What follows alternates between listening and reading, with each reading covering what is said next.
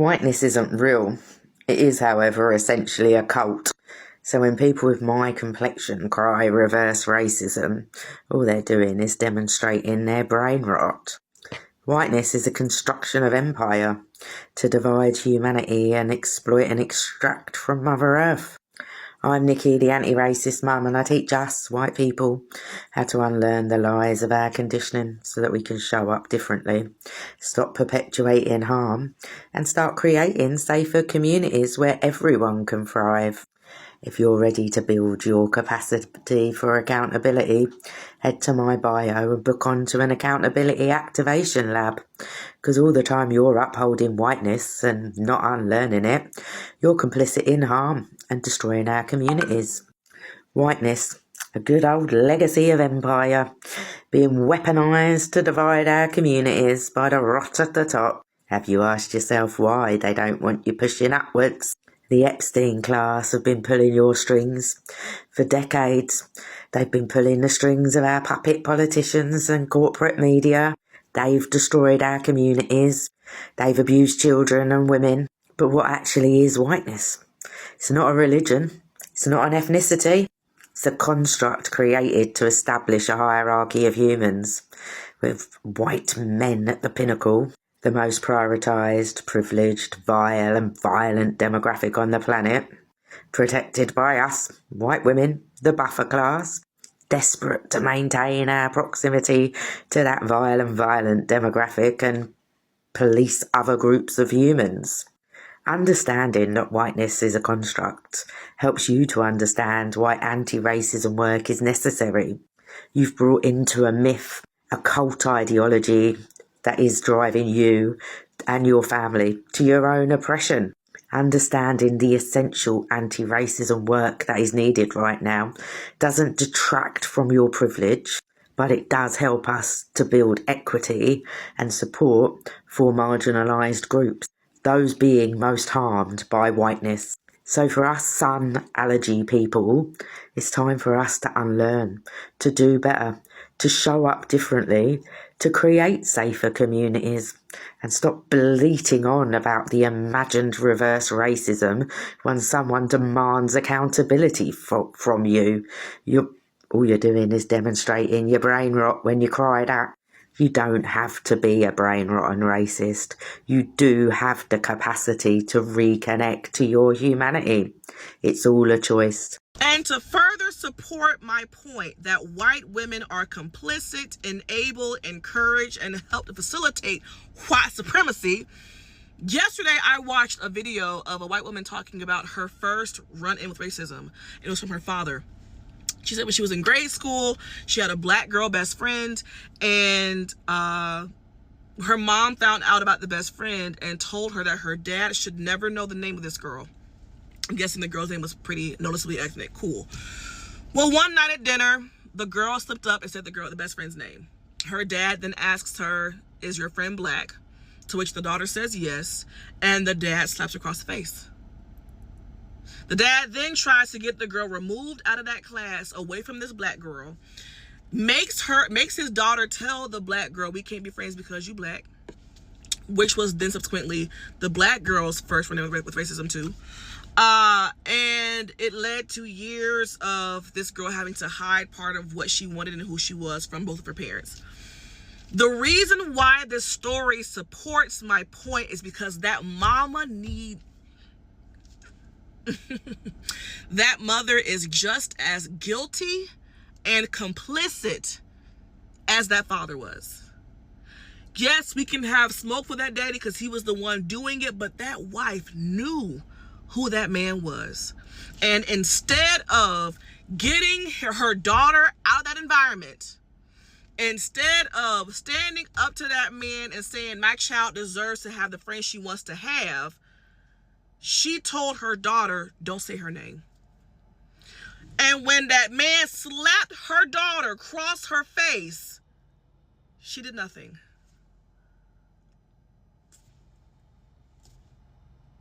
White women need to have their feet held to the fire just as much as white men, because you're looking the other way and your silence screams support, and it screams that you're okay enough with what's happening. Yeah.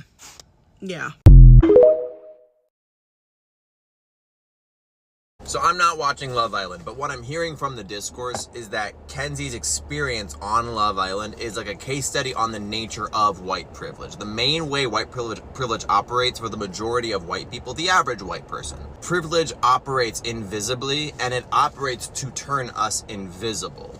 It's like if you're going with the flow of a current, and some people can't because of the way they are. The current isn't designed for them. You don't notice, you're just going with the flow of the current. That just is the way things are. But if suddenly you are the one that the current is not designed for, suddenly you notice. The way privilege operates for most white people is that we don't know it's there, we don't know it's happening, and so if we are suddenly transplanted into a space where we are not the majority, where we are not privileged because of just our whiteness, we are often thrown off completely. Our entire worldview is changed because we are so not used to this experience. We say, why am I being targeted? Why am I being prejudiced against? And usually, we're not even being prejudiced against. We're just not being favored. And I know a lot of people are going to say, well, I'm not favored just because I'm white. I still have all these struggles. And it's like, that's true.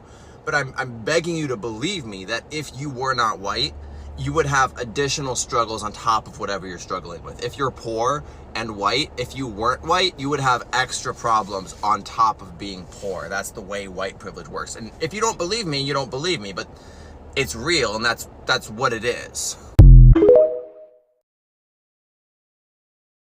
White privilege is very real, and before y'all jump down my throat, I'm responding to racism in my comments, so let me explain it to y'all because some of you seem to be very confused. White privilege does not mean that every white person is born rich. That's generational wealth. White privilege does not mean that every white person has an easy life.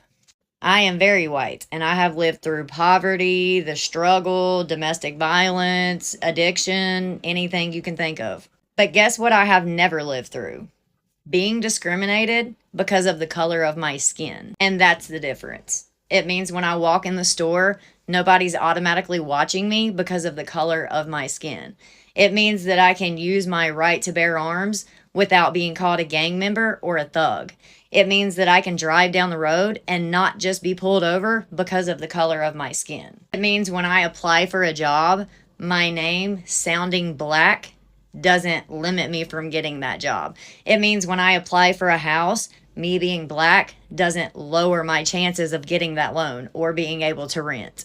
Acknowledging that doesn't mean that I personally created racism. It doesn't mean that I should apologize for being white. It doesn't mean that I should feel guilty for being white.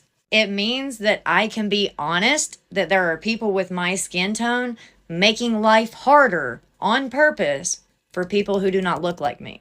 People that are in positions of power, historically, even now, look like us. Everybody that makes decisions that affect people's day-to-day life. Bankers, loan makers, lawyers, teachers, police officers, judges. So when racist mindsets exist in those places, it's not just racism, it's discrimination. That's why we try to speak out against racism. It becomes somebody not getting the job. It becomes somebody not getting the house. It becomes somebody getting followed in a store more often. Someone getting pulled over more often. Someone not being able to use self-defense because they've already made up their mind. That person is aggressive, so they had to do it. That is white privilege. We see it with Karen situations all the time. That's why people record it now and try to call it out.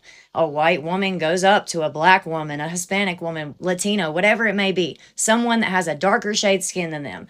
Start shit. I mean, talking shit, calling them every name under the book, awful things. And as soon as that person even raises their voice, they call and act like a victim to 911 or whoever, to people around them. Oh my God, can you No, you did that. Like I said, the only reason this is even starting to come to a head is because there's cameras everywhere and people always have a phone in their hand. And that's the truth. White people have family annihilators, school shooters, pedophiles, everything under the sun. But nobody looks at me and thinks I'm dangerous because Ted Bundy was a serial killer. Black people don't get the same grace. And instead of getting pissed off every time someone says that white privilege exists, Maybe ask yourself why the phrase pisses you off more than the reality that it does. Because every time you hop in my comment section calling me insulting names, saying colonization should still exist, saying that black people are naturally aggressive and that they're like animals, you're proving the point that you're trying to say does not exist. We are all God's people. Nobody is superior because of race. White privilege doesn't mean that white people never struggle. It means that your skin tone isn't the reason for any of your struggles. That is the difference. And until we realize that, we're never going to get anywhere. The truth is, whiteness was just projected. That's just the honest truth. It was just projected to make black people feel inferior. It was projected to make black people see themselves less. It was projected to make other race see black people as the problem. And now this is what I have always been thinking, or has literally been on my mind.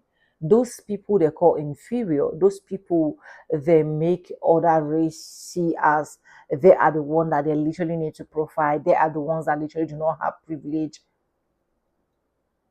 What do you think is one of the major reasons why they have to do that? It is because they have seen the glory of black people. It is because they have seen that if paraventually we give them an opportunity, we did not go through segregation, we did not go through Jim Crow, we did not go through redlining, we did not even go through slavery. Do you think that we and them would have been competing? Like black people would have been far ahead.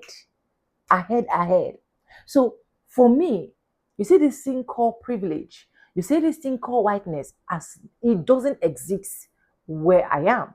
Reason because I have never been a fan of idolizing what I know within myself that is literally a lie.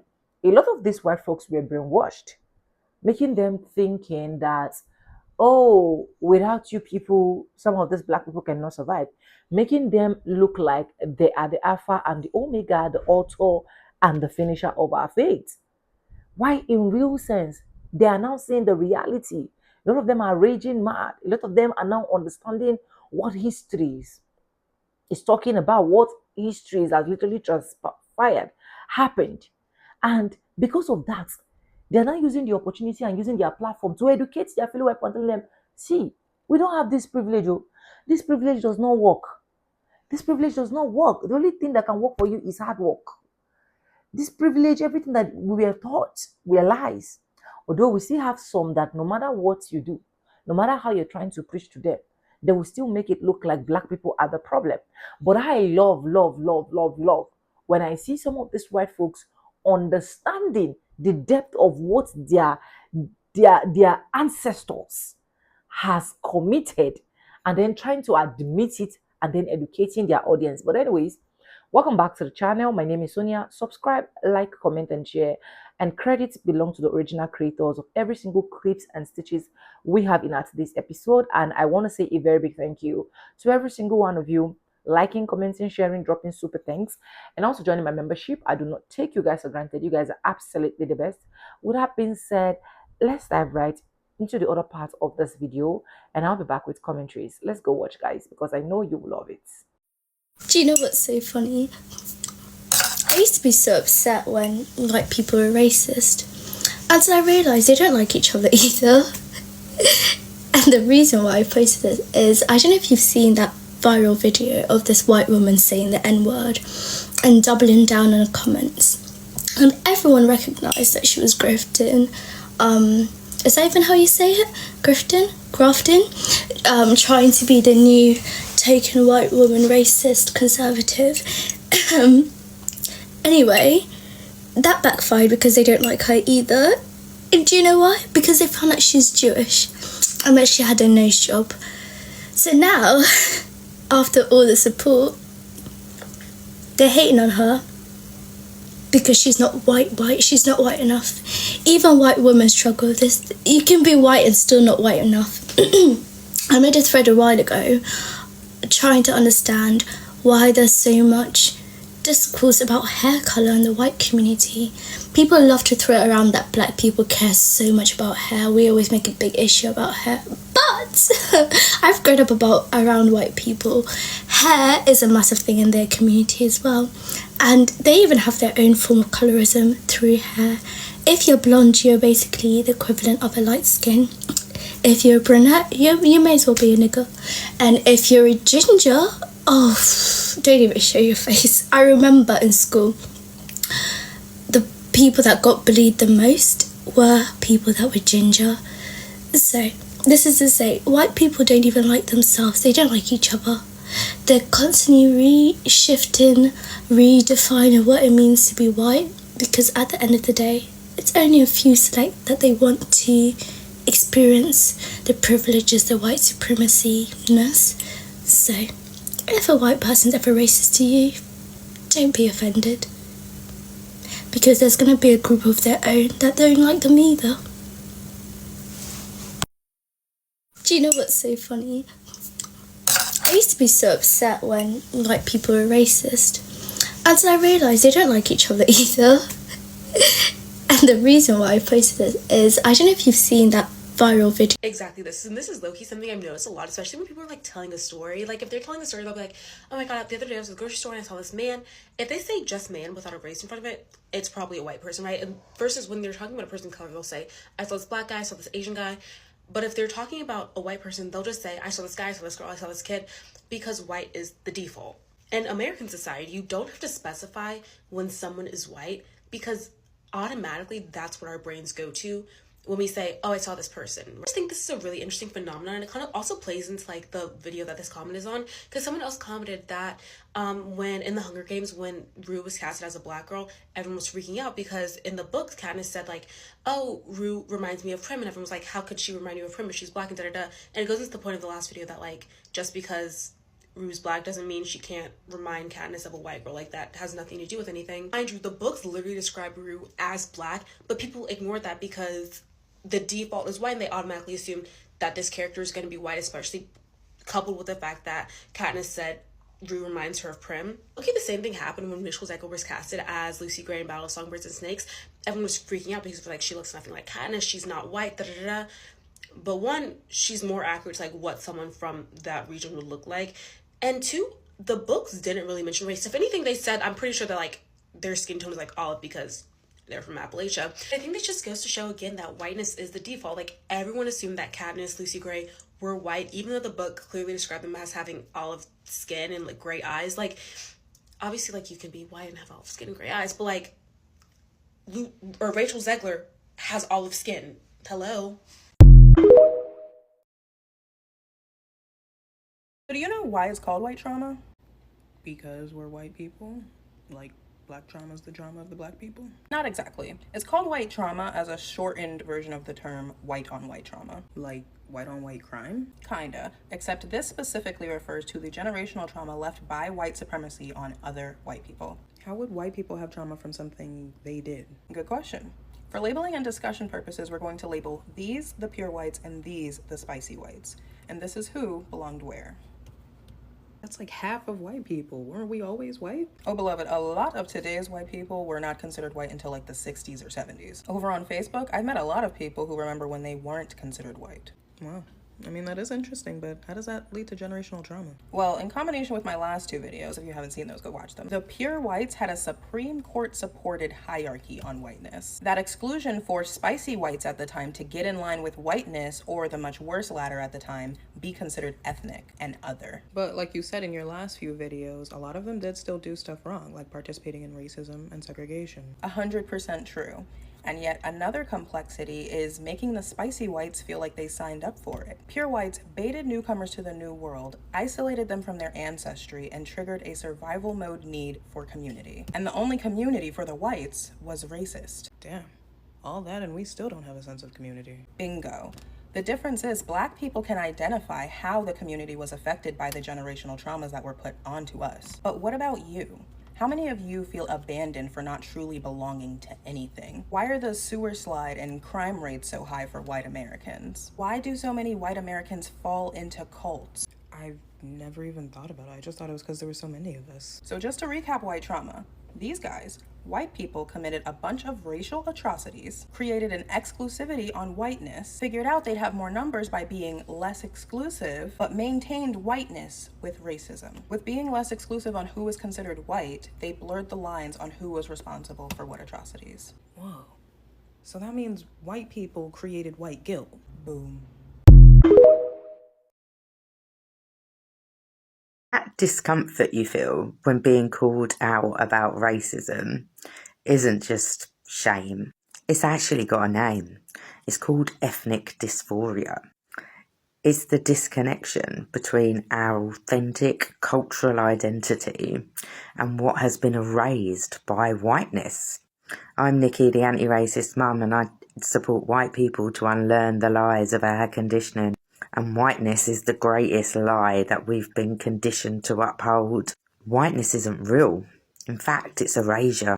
Erasure of our cultures, traditions, practices, and communities.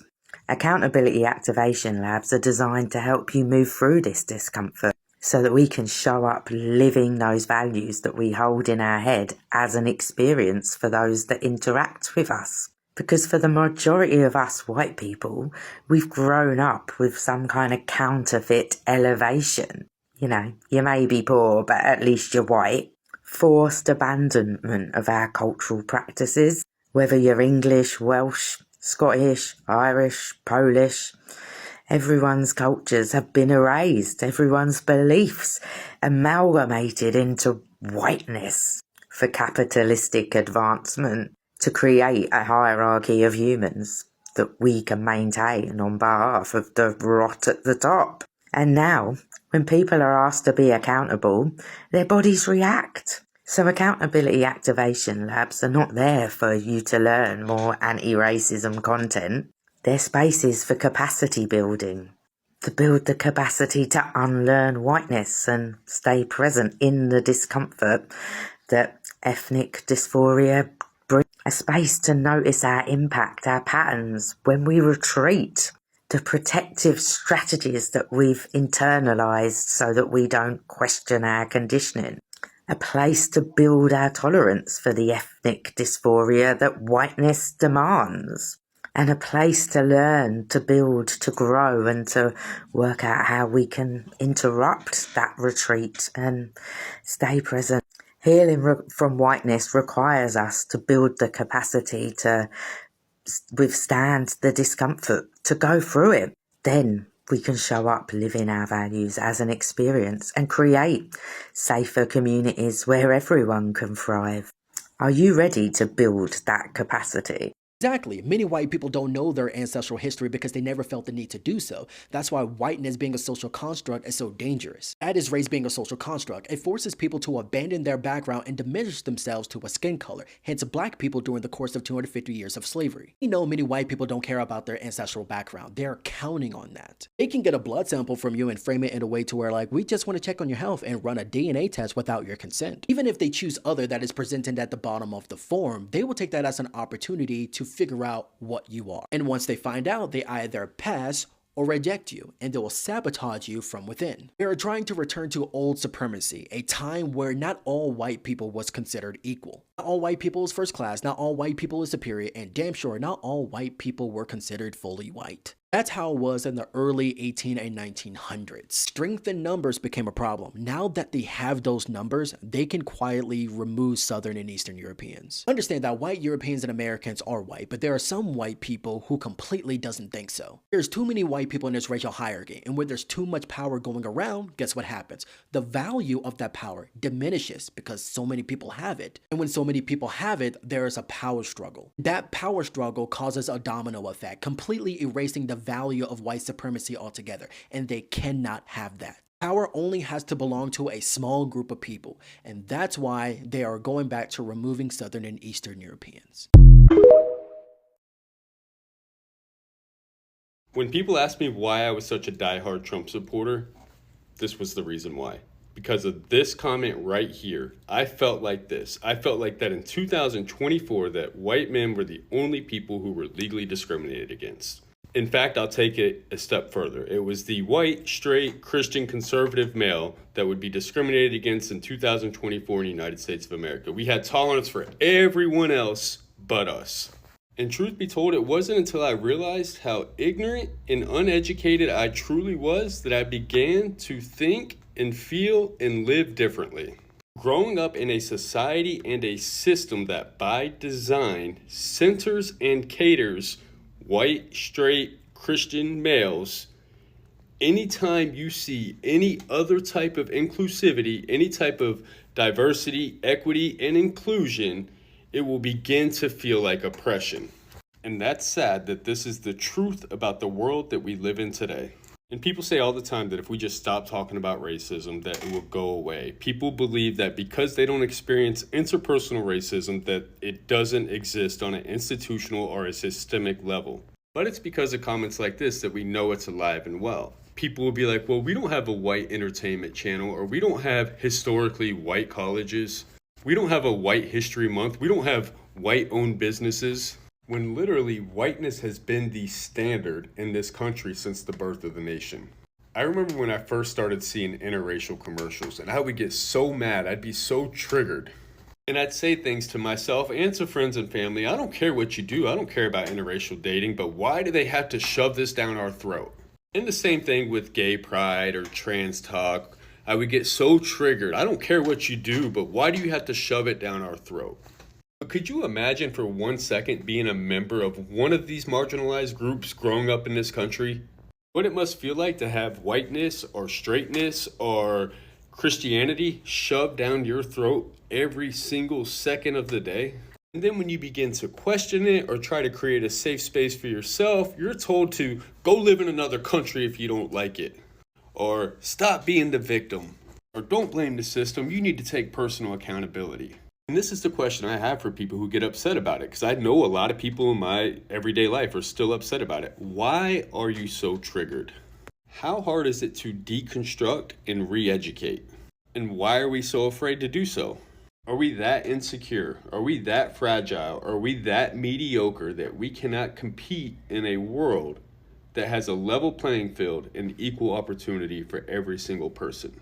I mean, hell, if we really think about it, if we really want to get mad, we need to get mad at our ancestors. We had a 400-year head start, and many of us are still living in the trailer park. But for real, though, why does inclusivity feel like oppression to us? Why do we get so triggered? Why do we think it's a zero-sum game? Why do we look at it as a piece of pie in which if somebody else gets a piece of the pie that we don't get our piece? And I have a very unpopular belief that I'm going to share with you, and I stand on it, and many people are going to be triggered by this. But in 2024, if you're white in America, you're racist. Unless you've actively chosen to do the work to become less racist.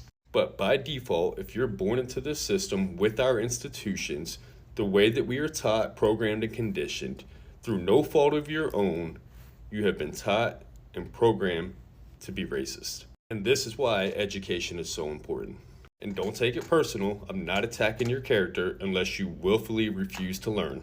I'm attacking your education and your beliefs. And I challenge you to become willing to see the world from a different perspective. That's all. That simple. So ask yourself this question. One simple question. Are you up for the task? Are you willing to learn? This is why people don't trust white people. Because it is peak whiteness and colonizer behavior to demand civility for a man who denies others their humanity. That's the oppressor, and we do not need to sympathize or empathize with them. And don't get me wrong, because I long for a world where there is no violence in it. But until all of us are free, none of us are free, and violence is part of the equation because of the oppressor, not the oppressed. We need to understand that violence comes in many forms, and white people need to learn it most of all. And if none of that is enough to convince you, then how about the fact that Charlie Kirk said empathy is a made-up new age word that does harm, and that is the one directive of his that I am willing to honor. Anyways, welcome back, and I hope you guys enjoyed all of that video I was able to roll out for you guys. And the truth is, this is why a lot of white people are still in their position where they are today. Like when I mean position, like are still in their bad state where they are today, because a lot of them think that their whiteness actually signifies great privilege for them, and so on and so forth. But I'm happy a lot of them are coming to realize that every single thing that they have literally taught them, every single thing that they literally think they are as white folks, is literally backfiring on them. They're not seeing every single evidence that they are actually the problem of the society. Apart from them being the problem of the society, they are not really what the colonizers told them. You know, the moment you identify that particular signature called white, a lot of people tend to make it look like you are more superior, you are more hierarchy, you have every single thing in position, blah blah blah. Why in real sense, we know that we have a lot of them that are suffering, whooping their axe out, and seeing that it is not even what it seems to be. White privilege has never existed for me, because a lot of people think when they say privilege is a white person always succeeding, a white person is rich, a white person is this, a white person is that. But it's a lie. The folks are the ones that are realizing that every single thing that concerns whiteness is even more traumatizing, is even more problematic for them. A lot of them are now realizing that every single thing that they were taught in schools were lies. Every single thing that they made them believe were lies. Every single thing that they made them see reasons why they have to do this or do that to a black person are just a simple brainwash. And I'm happy they are coming to that realization, because I bet you they are still going to be understanding and learning the hard way, because we still have some of them that have literally not learned. So whenever I see some white folks that understood the system and are ready to say something, I love to put it out there so that a lot of us can learn. Apart from us learning, another thing that triggers me a whole lot is I see some black creators do videos and make it look like they're trying to idolize them, make it look like they're trying to support every single nonsense that some of these white folks are doing. And I find that so displeasing. So displeasing. And that is why when I see videos like this, educational videos like this, I try to bring them out so that we both can see. There is nothing in this whiteness. There is nothing. See, the only thing that is for me as tiny as this is the fact that a lot of some of them can literally just go into maybe stores and not get racially profiled because of their skin, because they always love to profile black people. They always love to make black people look like they are not wanted in this environment, they are the bad ones, they are the this, they are the that, blah blah blah, east, west, north and south.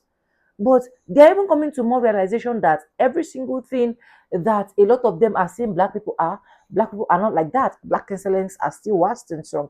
Black people are still making name for themselves. Black people are still building nations. The black people are still trying their possible best to keep that profile, that decency going on. So, anyways, let me know what you think in the comment section. I would really love to get your own opinion. If you're watching, I want to get your own honest opinion from you. And I want to say a very big thank you to every single one of you liking, commenting, sharing, dropping super thanks, and also joining my membership. I literally do not take you guys for granted. You guys are absolutely the best, and God super bless you. And yes, guys, with that being said, with no further ado, I do like I always say in my videos, I'm going to be seeing, and I'll see you guys in my next one. For now, bye guys. I love you guys. Mwah. Let me know what you think. Okay.